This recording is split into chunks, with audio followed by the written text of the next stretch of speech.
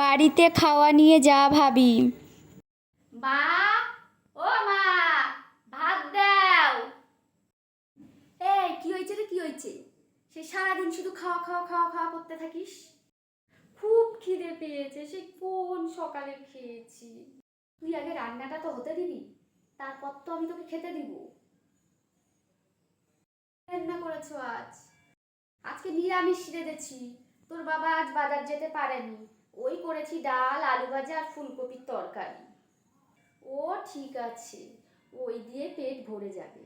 আর নিরামিষ রান্নাই ভালো, বেশি আমিষ খাওয়া ভালো না। বাইরে খাওয়া নিয়ে যা ভাবি। এই রিঙ্কি, চল, রেডি আমি। পাও ভাই, তোকে খুব সুন্দর দেখাচ্ছে, পুরো একদম অসাম ভাই। থ্যাঙ্কস রে, তোকেও খুব সুন্দর দেখাচ্ছে। আর শোন, কোনো ক্যাফেই যাব কিন্তু খেতে, আদার্স কিন্তু অন্য জায়গায় কিন্তু কোথাও যাব না, বুঝতে পেরেছিস? শোন, আমি কিন্তু নিরামিষ একদম খাবো না, আমি খেলে চিকেনের কিছুই খাবো।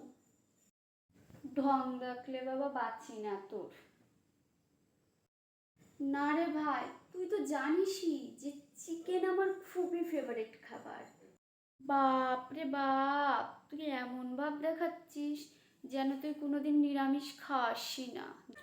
যত সব নাটক। বাড়িতে খাস তো ডাল আর ফুলকপির তরকারি, আর বাইরে বেরোলে চিকেন চিকেন করিস।